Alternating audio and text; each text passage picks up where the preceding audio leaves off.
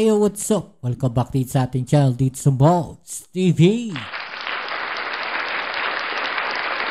Alright, so tayo nagbabalik muli mga kababayan, no? At eto, medyo natatawa ako mga kababayan, no? Dahil basag na naman po si VP Sara dito kay Yusek Claire Castro mga kababayan. Grabe, no? Kawawa to si VP Sara dito kay Yusek Claire Castro eh. Laging nababasag mga kababayan. Actually, napag-usapan na rin natin to kagabi doon sa isang vlog ko po, no, na pinag-usapan natin yung mga naging statement ni VP Sara. Okay, so ngayon, pag-usapan din natin, no, ito po nga naging statement naman, no, dito kay Yusek Castro, Claire Castro, doon sa kanyang interview, mga babayan, at halos nagtugma, no, yung ating analysis doon sa kanyang mga sinabi dito, mga babayan. Pero pag-usapan na rin po natin to ngayon, okay? So, pero syempre bago ang lahat, please don't forget to subscribe, like, share, at comment dyan sa comment section. At syempre, shoutouts tayo sa mga followers natin dyan sa iba't ibang dako ng ating mundo dito sa Pilipinas. Maraming salamat po sa inyong suporta. Okay, so eto mga babayan, no? Ito yung interview sa kanya at ating pag-usapan din to, no? Magbigay lang din tayo ng konti nating komentaryo. Mag-additional lang tayo doon sa mga sinabi dito ni Yusek Claire Castro, mga babayan. Okay, so tara, let's go.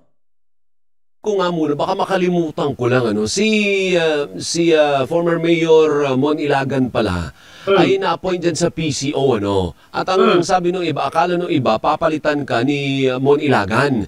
Hindi naman totoo. Iba ano bang trabaho ni Mon Ilagan dyan sa PCO? Opo, sa ano po siya? More on the Maro po. Siya ang in charge ng Maro. Pre-operations ba yun? Opo, sa operations po. Okay. So, hindi totoo na papalitan ang Attorney Claire Castro? Hindi naman po. Hindi naman. Kasi marami daw makakamiss sa'yo pag pinalitan ka, Yusek Claire. Oo nga. Ganun ba? Oo. Salamat. Oo, marami makakamiss dito kay Yusek Claire. Honestly, no? Kasi, hindi, bukod doon sa nakakatuwa yung kanyang mga komento, mga kababayan. Talagang parang nakahanap sila ng katapat dito sa katauhan ni Yusek Claire Castro eh. Talagang palaban to no? Si Attorney Claire Castro, mga kababayan. No, tsaka napakagaling niya. No, kasi lahat ng bibitawan niya, may mga resibo lagi siya. Diba? So wala talagang kawala itong mga DDS na to eh. O, tuloy natin. Ay, shoutouts kay Yusek Claire Castro Sana mapansin. Tuloy natin. Hindi yan ang dahilan kaya kami natawag. Dahil Akala ko yun lang tatanungin eh. Sabi ni Titus eh. Hindi, nag-press con kasi si Vice President Sara, kahapon. Ang sabi niya, ito na, i-direct ko na nga, baka ma-misquote ko pa siya pag ni-rephrase ko eh. Sabi niya yung destabilization, nanggagaling lang naman yan sa administrasyon eh. Wala namang destabilization na nangyayari. Kasi nai-insecure sila at natatakot sila kasi lumalakas ang boses ng tao. Ano po reaction niyo? Okay, so tapusin muna natin yung reaction ni Yusek Claire dito Tapos dagdagan natin mga babayan. Okay, so tara. Parang hindi naman kapani-paniwala yung sinabi ng Vice Presidente. Dahil nung nagsalita siya minsan sa Netherlands, kung di tayo nagkakamali, siya mismo nagsabi na lahat tayo, according to her, lahat naman tayo gusto natin maalis at mapalayas ang BBM pa, sabi niya. Lahat naman tayo nagnanais na mapaalis sa pwesto si BBM. Dahil hindi niya tinutupad yung tuloy na pagtatrabaho katulad ng ginawa ng kanyang ama. Okay, so dun sa sinasabi niyang ayon nga daw po kay VP Sara, lahat daw, no, tayo gusto mapaalis ng ating Pangulong Bongbong Marcos. Sino kaya yung lahat na yun? Lahat sila siguro ng mga DDS. No, pero hindi lahat, mga babayan ng buong bansa na bumoto sa ating Pangulong Bongbong Marcos. No? Lahat siguro ng mga uto-utong DDS. Diba? Lahat siguro ng mga uto-uto na naniniwala pa sa kanila, mga babayan. Pero sabihin natin lahat tayo naniniwala, no? Gustong pababain ng ating Pangulong Bongbong Marcos. Mukhang malabo ata. Makikita nyo yan doon sa mga rally nila eh. Mga babayan, no? Nagtawag sila ng rally. Ilang beses na yung tinawag nilang rally, mga babayan. Gusto pa nga nilang agawin yung rally nung ano eh. Yung September eh, di ba? Gusto pa nilang agawin yun. Gusto pa nilang ipangalandakan na DDS rally yun. Eh, hindi sila umubra dahil mismong yung mga nandun, no, itinawil, ang tawag natin doon, itinakwil sila, itinaboy. No, yung mga DDS. No, paano nila sasabihin lahat tayo? Gusto nga mapatalsik. No, ang ating Pangulong Bongbong Marcos. Mukhang malabo ata yun. So, paano masasabi na hindi siya parte ng papapaali sa Pangulo sa pwesto? Matagal niya na ito sinasabi kahit sa pag nasa ibang bansa siya eh. Lagi naman paninira yung kanyang ginagawa sa Pangulo. Tama. Kung gusto niya talagang tumulong sa gobyerno, wag na siya manira ng pamahalaan. Wag niya sirain ng Pangulo. Tama. So, doon pala makikita natin kung anong motibo niya. So, ano sabi niya? Insecure? Saan daw insecure? Sabi niya kasi, actually, sinagot mo na yung pangalawang tanong ko. Yun ang susunod na tanong, yung tungkol sa resignation eh. Yung distab mo na. Ang point niya is, wala namang distab. Ang nanggagaling yan sa administrasyon kasi nai-insecure sila at natatakot kasi lumalakas yung boses ng tao. Okay, so isa pa to, mga babayan, yung distab na sinasabi nila. Diba? So, tignan natin ano explanation dito ni Yussi Claire. Katulad niyan, unang-una, pero parang nadinig ko yan napanood ko yan, kasi sinabi niya na lumalakas daw ang boses ng tao. Pero ang CBCP ayaw nga ni snap elections, ayaw ng kudita. Nanawagan sila, ang CBCP ayaw. Tapos, nadinig din natin at nakita natin sa balita, maski na yung Makaybayan Block, ayaw nila. Ayaw nila nang mapaalis ang Pangulo sa pwesto. So, they are not calling for resignation. So, sino lang ba may gusto ng resignation, BBM resignation? Di ba? Ang mga maisug. Oh, di ba? Sila lang. So, di ba party si Vice Presidente na maisug? So, parang sila lang naman yata nagsasalita ng BBM resign. Yaman nila na sinagot mo na yan. Yung direct quote naman dyan, never ask him to resign. Yung pa isa, mga babayan eh. Yung tungkol doon sa usapin na distab, di ba? Sino ba mga nagpapakalat, no? Ng mga destabilization na yan? Sino nagpapakalat, mga babayan, na merong mga general, no? Na gusto nang bumaliktad sa ating Pangulong Bongbong Marcos. Alam niyo yung mga babayan, yung mga ganyang style nila, no? Na itong mga DDS na to, mindsetting yan. No? Kahit walang sumusuporta doon sa kanilang sinasabi, palalabasin nilang meron. No? Palalabasin nilang merong sumusuporta doon sa usapin na distab na yan. Mga babayan, para ano? Para malito yung taong bayan. Di ba?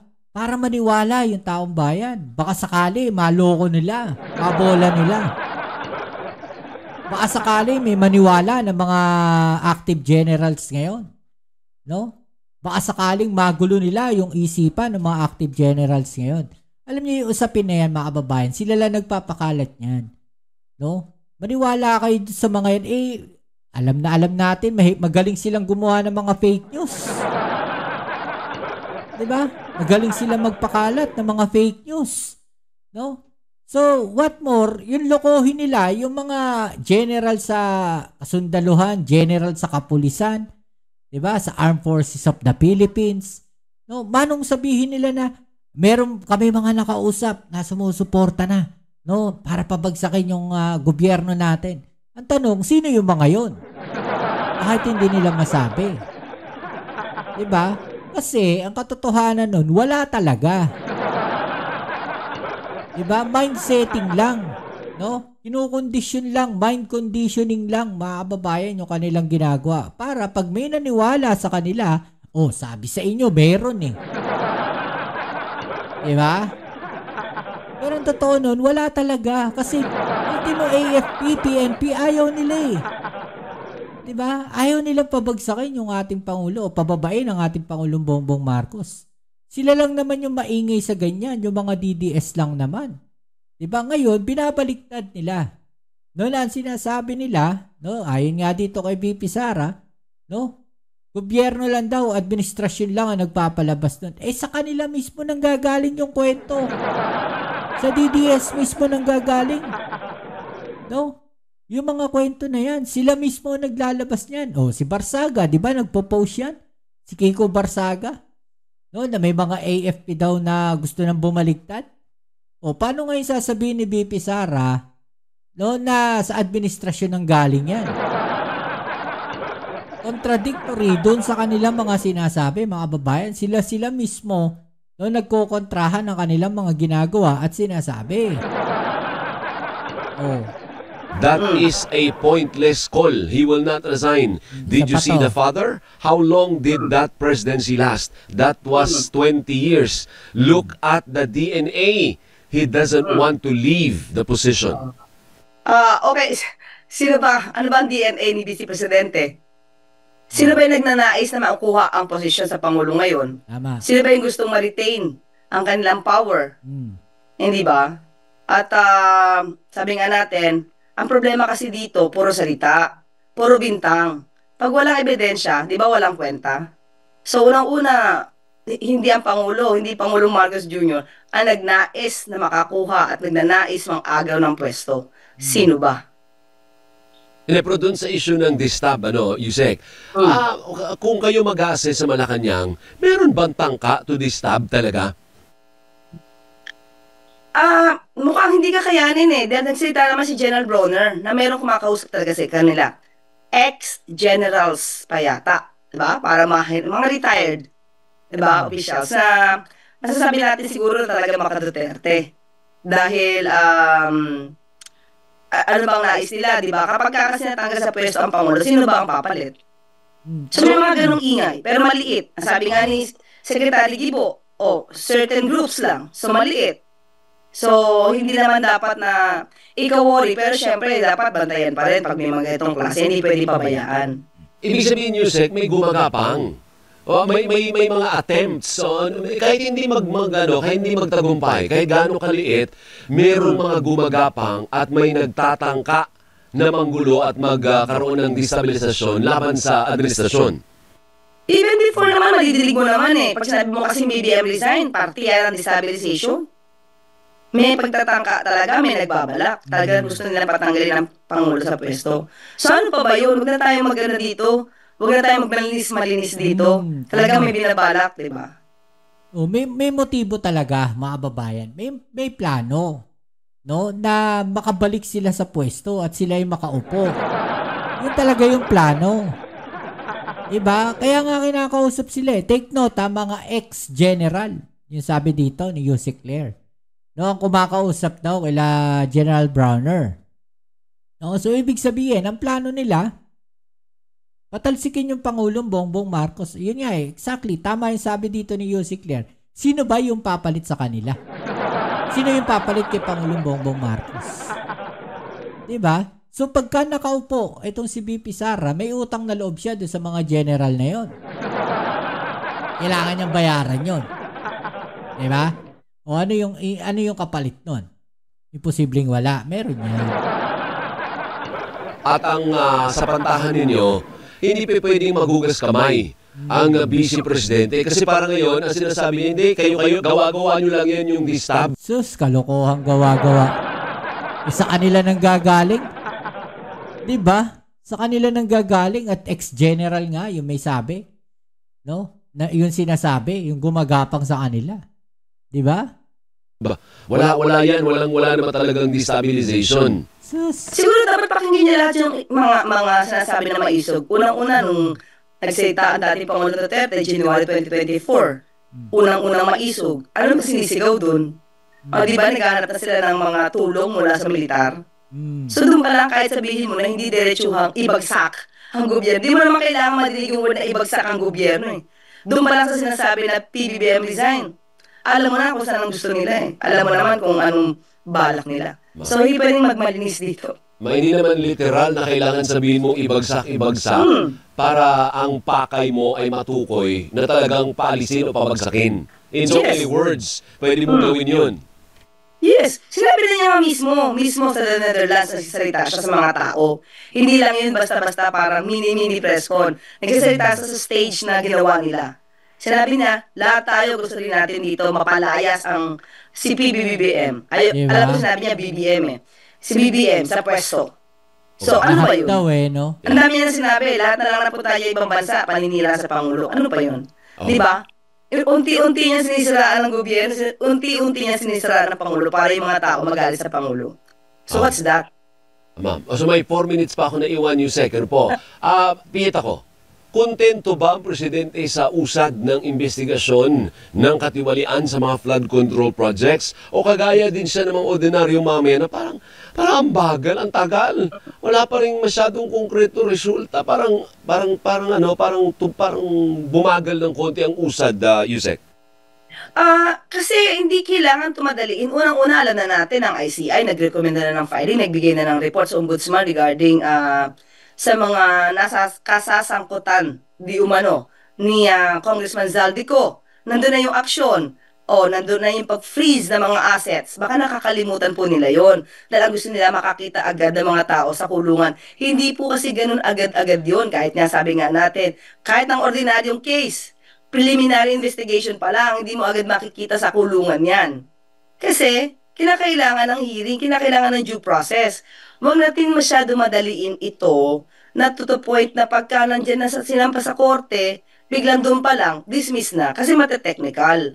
So dapat maintindihan ng tao, tayo mismo taga-media, tayo na yung mismo mag-explain sa kanya, sa mga tao, na proseso ang ginagawa dito. Kasi ang Pangulo naniniwala po sa due process. Pati ang ICI, tandaan po natin, sino ba ang chairman dyan? Dati pong Justice, dati pong Supreme Court Justice. So, lahat po sila naniniwala sa due process. Pati nga po yung tagapagsalita dyan, lawyer din po. So, kailangan po ng proseso. Hindi po pwedeng basta-basta magpapakulong tayo. Yung pala, walang dahilan para magpakulong. O di, laya rin po yun after kapag walang basihan. Siya. Mag-ahay lang si Bigor niya sa iyo, Yusek. Hello, Yusek. Alright, mga babayan, no? Ano masasabi po ninyo dyan? No? I-comment sa ibabaan yung mga opinion na ating pag-usapan. Alright? So muli kita tayo sa ating next video upload. Abangan nyo po yung mga video uploads natin. I-click nyo lang po yung notification bell para ma-update kayo pag may mga latest video uploads tayo. Kita tayo sa ating next video. Ito muli ang Kuya Mobs sa Mobs TV. Peace. I'm out.